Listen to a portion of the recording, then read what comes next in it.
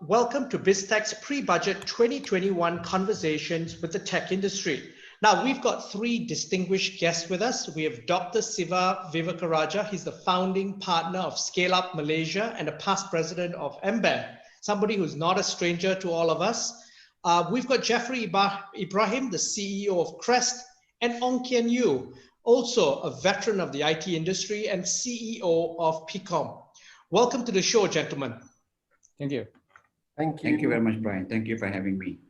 Now, let's start with Dr. Siva and give us your perspective on what the startup ecosystem is looking for in the budget this Friday. Thank you for having me, Brian. And it's great to be on a panel with these other two gentlemen as well. If you look at what's happening in the ecosystem currently, right, with COVID and with the economy and stuff like that, and I think based on a study that was done by Magic at the early part of this year, Magic actually said about 40% of startups expect to close shop within 3 months. And that 3 months has already passed. That 3 months would have been around June, right? Mm-hmm. But from my personal experience, I have not really heard of many startups actually shutting down.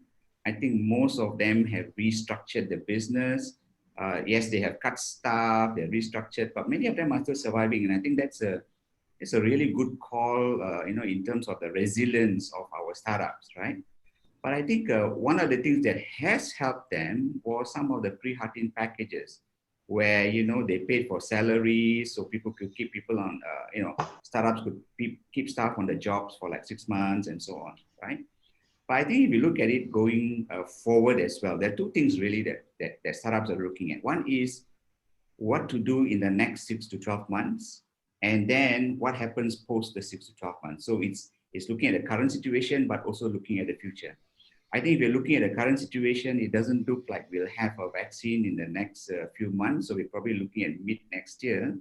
So that means, the startups are probably looking at the government at least to continue with some of these packages like the pre-heartening package, where you can continue to support and provide some kind of support, whether it's salary support or other forms of support, so that these companies can carry on, can keep holding on to their staff, help them with paying some of the salaries and benefits, so that you can actually make it to at least the mid next year when you think a vaccine might be around.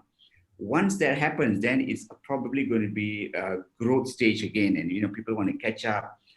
We all know that when COVID actually kind of went away in the last few months, businesses was catching up again, right? So the travel industry was moving, F&B was moving. I think that's going to happen again. So I think what startups really want to see from the budget is, one, support for the present, help companies to stay afloat, support for the present. We would like to see more incentive, for example, for market access, where the larger companies should use local technology and local products and services, and maybe get extra benefits for that, like double tax benefits of using local products. So, those kind of stuff. But I think it's also important to look at it post the next 12 months, because this budget is for the whole of next year. What can we do for these companies to help them to grow and sustain for the rest of the year and beyond? And that would really be in a couple of areas, right? So one would be in terms of funding. I will let the gentleman speak first. I can always speak a little bit more about this later. One would be in terms of funding. How do you support these companies in terms of their growth? So it could be venture funding, it could be debt funding, it could be grant funding, and so on. The next step would be more or better market access, because I think, technology companies can go global. So if you're a pure technology company, I think there should be some form of market access in terms of local companies buying local products. So, buy Malaysian products and get more benefits, kind of a thing. And also support companies that are going abroad. And I think the third issue is really about talent. How do we keep our talent? How do we provide more incentives to startups to keep their talent? And also to acquire better quality talent from abroad, when you're actually looking at growing. So MSc, for example, MSc status helps people to hire better talent and keep them. But even that, they're adjusting those incentives. And we might actually lose some of the talent who can't come to Malaysia because, they can't get visas and stuff like that. So I think in those areas, Brian, these are the kind of areas that we would look at, different types of support, but staggered, both one for keeping companies alive at the moment, but also looking at what happens when, you have them to grow beyond, say, mid 2021. Now, Jaffri, the E&E industry has different set of issues. It's been a driver for exports and employment for the last few years. So what are your key issues and is your wish list for budget 2021? Right. Thank you, Brian. So the pandemic is definitely putting us through a survival stress test. I think company must find new ways to work together and utilize technology and digital know-how to leapfrog their traditional ways, even to reinvent themselves, to survive and maybe even to come out in front, right? So any budget that can help develop and nurture companies to do so will be something that I'm hoping to see. Yeah, a business and technology ecosystem that spans multiple industries, that can also utilize technology and digital know-how to collaborate, to innovate, invent, and redefine themselves. So this is a place where new partnerships and possibilities can be tried, and with the explicit intention to create wealth for collaborators and for the country itself. So countries that invest in R&D, supported by effective commercialization, and and where you can get access to financing that will nurture the companies to successfully introduce new products and new services that can be not just for the local marketplace, but also globally. Thanks for that, Jaffri. Now, Kian Yew, on to you. And PIKOM has actually made a submission to the government for budget 2021. What were the key points of your submission? Yeah, thanks, Brian.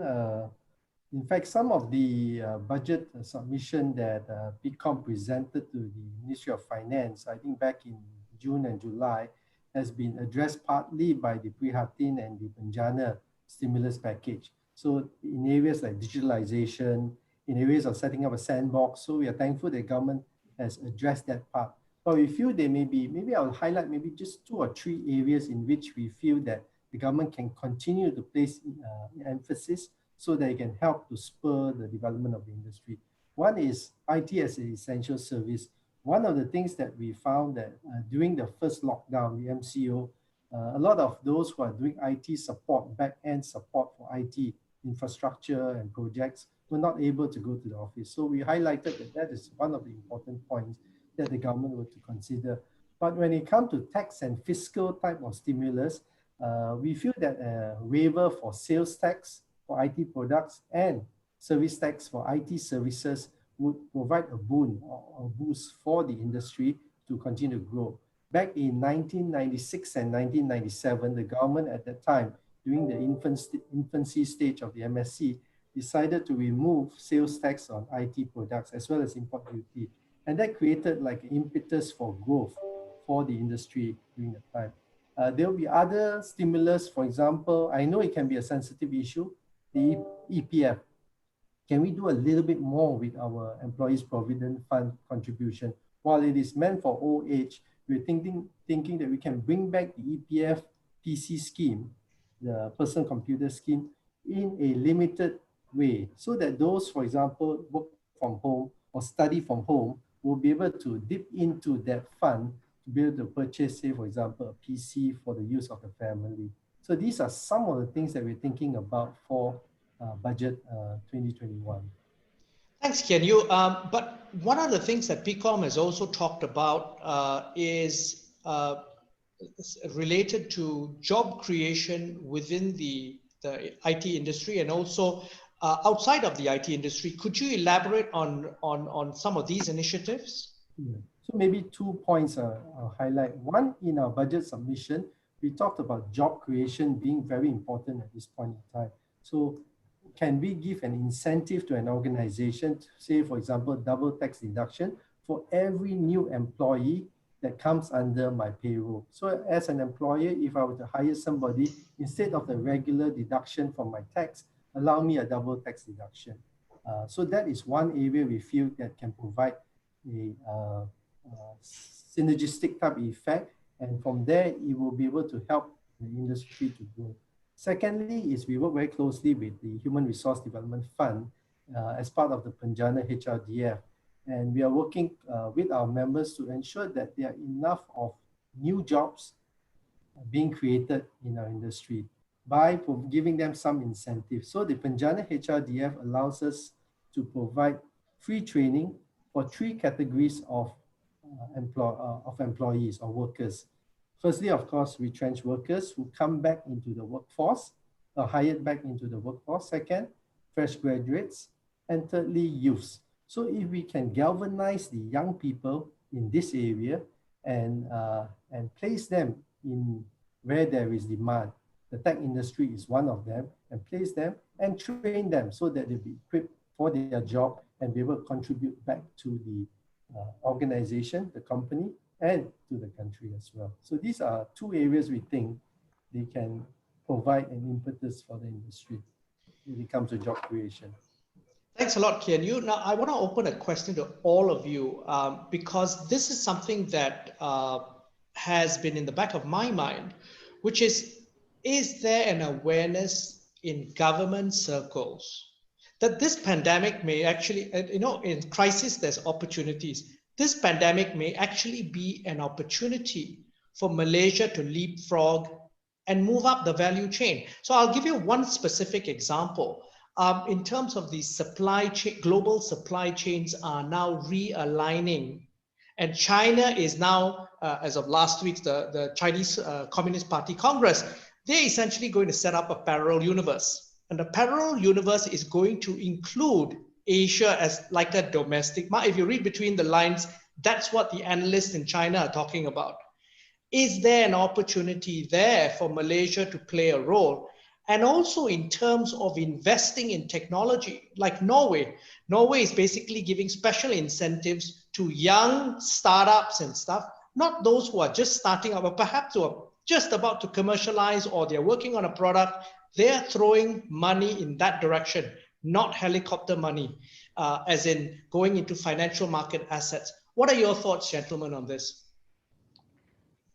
Well, I believe there are, I think, pretty much a lot of, in the government circles, they are aware that the pandemic is an opportunity for us to leapfrog. And essentially the challenge is now to choose which is the goose that will lay the golden egg. I guess we have a lot of opportunities, but I would say that the best approach is essentially to work with innovation-led platform, which has global leaders, industry leaders who are collaborating together with the industry, picking up where the opportunities are, and academia, and determine where we should put our money on, and essentially go quickly and pivot if it doesn't work.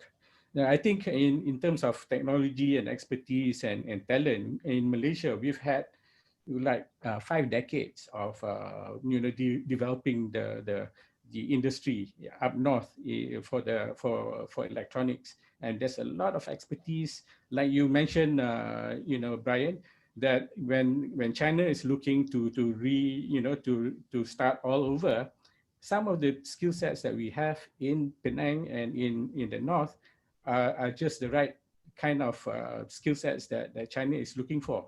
The IC design folks, the chip development folks are all available, and some of them were trained by Intel, Motorola, and Gang. So this is the time for us to incentivize individuals with all the skill sets to go out and develop their own sector and to collaborate with the likes of China and Korea and so on.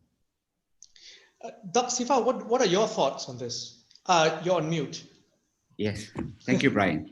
So I have some thoughts that probably will not gel with what many people would think it's in favor of the government or anything like that, right? So I have several thoughts, right?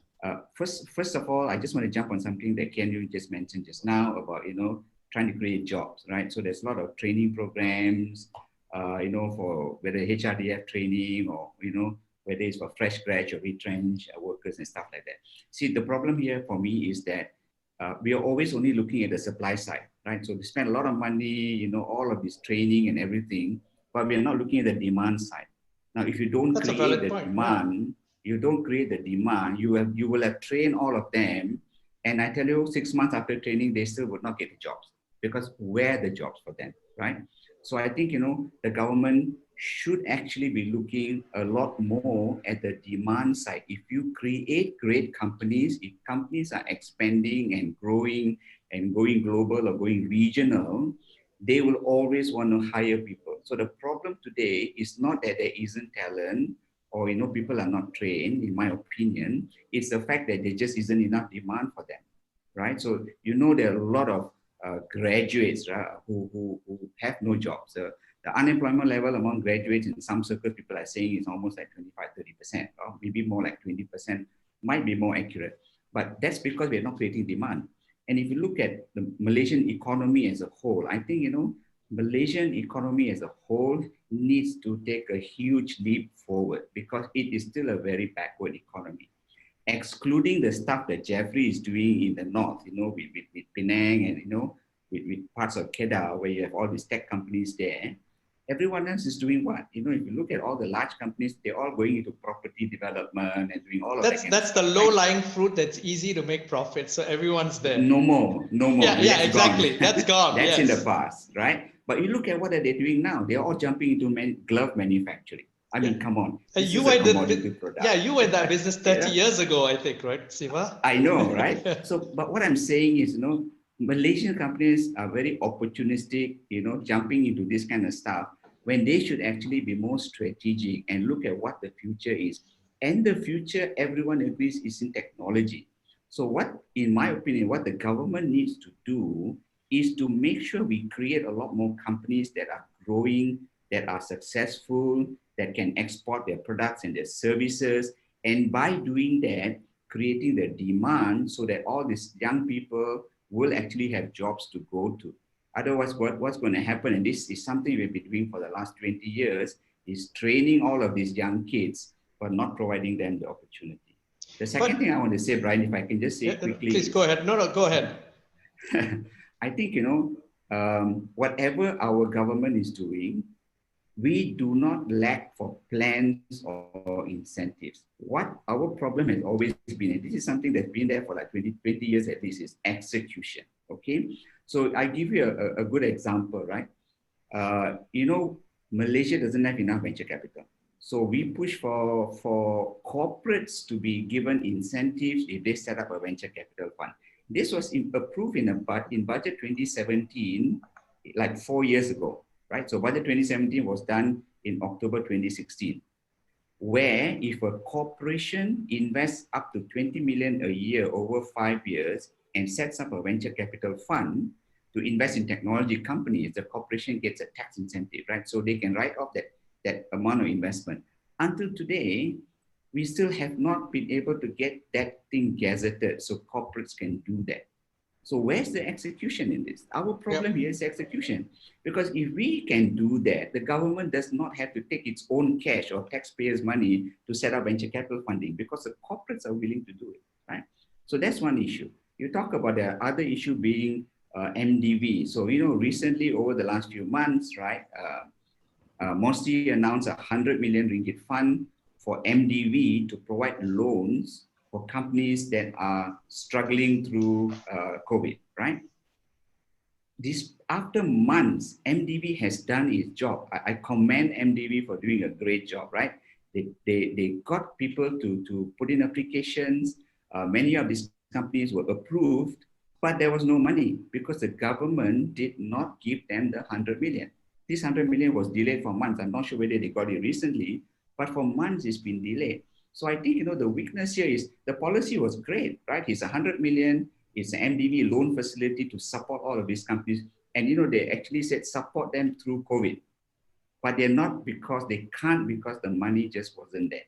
So I think the government needs to really look at this thing and get the execution right, not just get the incentives or the planning right. Because if we don't do that, you know, we will still never make it. We'll still fail. I have lots more to say, Brian, but I'll stop there. But how about you, Kian Yew? What are your thoughts on this?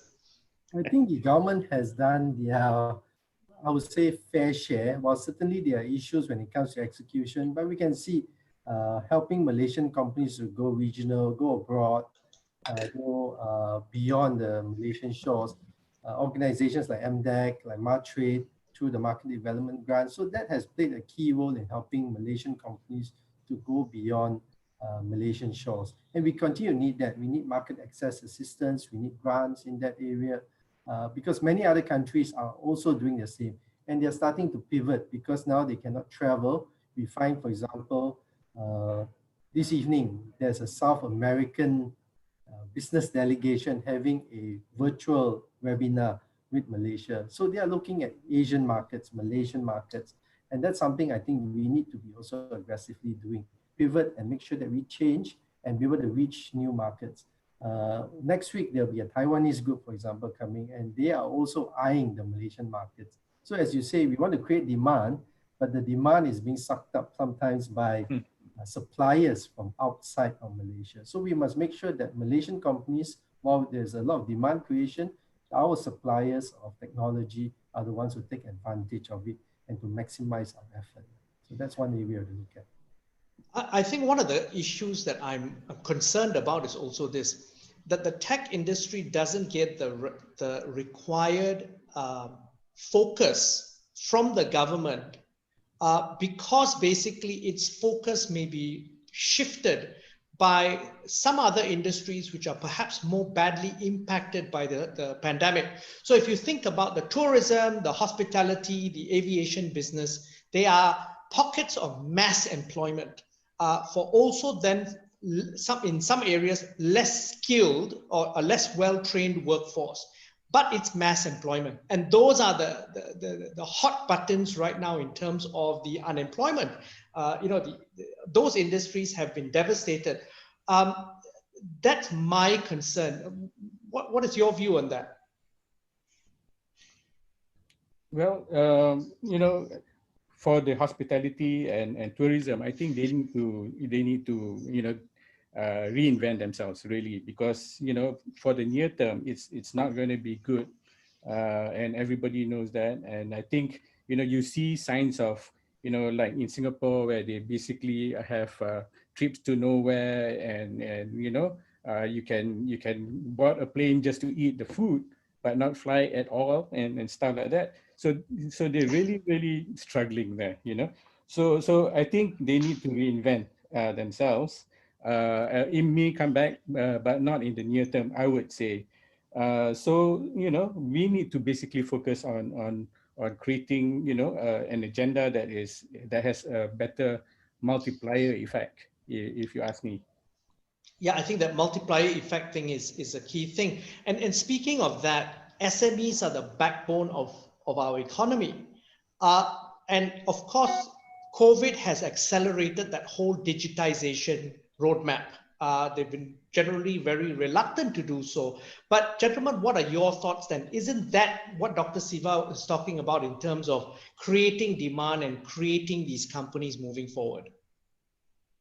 Yeah, I think it's absolutely important for us to basically focus on the demand side, because nothing will ever move unless you basically create new energy, new IP, new capability in order for the economy to be moving forward. I completely agree with Dr. Siva. I think during this time also, we found that certainly there's no doubt that technology helped many businesses to stay afloat, or many businesses to reinvent themselves. And one of the beneficiaries of such a move towards digitalization would be the technology industry. By nature of the solutions that we provide, the technology industry will be able to reap the benefits over the short period of time in this 6 months to 12 months. So now it's how can we help the SMEs to come on board as well. There are some programs already in place. The SAG that MDEC runs, the Smart Automation Grant, that's one of them. But there can be many more. I think how can we help companies to move towards industry 4.0 type of mindset. It's not just about changing bits and pieces here, but have an entire strategy to go digital. So that's something that we feel that while COVID-19 and the pandemic has created new business opportunity for the technology industry. Dr. Siva, anything to add? Well, Floor is yours. I think, we all certainly can agree on one thing, and that is that, the pandemic has forced everyone to think about, reorganizing themselves, restructuring their business, adopting more technology. So I think that is something that we all need to jump on, right? I mean, if you look at all the SME companies, when MCO was full on, they couldn't even get to their accounting system because they had old accounting system with their, with their computers in the office, right? They couldn't even they couldn't even process payroll, right? Whereas if you're on a cloud system, you could do everything online. So I think, this is something that's impacting everyone in the world. It's not just in Malaysia, right? Everyone in the world is being affected, and every developing country, even those around our region, face the same things. So to say that, it's localized or what, it is not. The question is, how fast can our Malaysian SMEs adopt better technologies, become more productive and become more efficient, so that we can actually be better than our neighbors, right? Whether we can be better than the next Thai company or the Vietnamese company or the Indonesian company. Because today, right, whatever service we can provide, whatever product we can make, so can they. There's nothing to stop anybody from doing this, right? So if you're going to compete on price, we will lose if we compete on price, right? So we need to compete on service levels, on quality of product and stuff like that. So I think there is really no choice except for Malaysian SMEs to actually jump on the bandwagon and take their businesses to the next stage by really adopting technology. And that doesn't mean just having a cloud accounting system, but really adopting technology, And I know we are talking about, the fourth industrial revolution and all of those kind of stuff. But I always tell people, hey, our SMEs are just past 1.5, trying to get there to 4, But I think, the thing that we need to do is this: we need to incentivize, we need to provide really good incentives for SMEs to adopt technology. And then we need to unleash our technology companies on the SMEs, because they are the ones that are going to be able to implement and get the SMEs to adopt the technology, right? So, when MDEC has a program where, MDEC will match your investment in technology for 5,000 ringgit or something like that, then you see a lot more SMEs saying, oh, okay, now it's only going to cost me half the price or whatever for me to adopt technology. And people will start adopting, because the technology companies are going to be pushing this into the SMEs and saying, hey, you get 5,000 ringgit free if you adopt it now, and if you wait till later, you won't get it. That's when you see technology adoption happening. So what I would really like to see is, I think people like MDEC and all should scale up this level of incentives, and the government should do this, right? And give them more, because 5,000 can only give you so much of technology, right? Yes. So they should give them more. They should say, look, if you, depending on the size of the company, if you're a mid-sized company, okay, it's $100,000 or incentive or whatever. And, you can just give them a tax incentive, a cash incentive to buy the product. There's so many things you can do. If you're a really small SME, maybe you just get like, 10, 15,000 or something like that. So I think, if the incentives are there, and if people see cash, Malaysians, right? Malaysian SMEs, oh, okay, I can save some money here, I will do this kind of thing, right? I can get it for free. If they can really see this happening, they will adopt the technology, right? But if it is no longer there, and even like the 5,000 ringgit was limited to 100,000 companies and things like that or whatever, right? So once it's limited, people go to a certain level and then it stops. And that's one of our problems. Our problem is we don't carry on and on and on to the next level and the next level. Absolutely. We do a little bit and we stop and say, okay, now let them go and adopt IR 4.0. So we are helping to go from 1.5 to 2.0, but we're not doing more to get them to 3 and then to 4, right?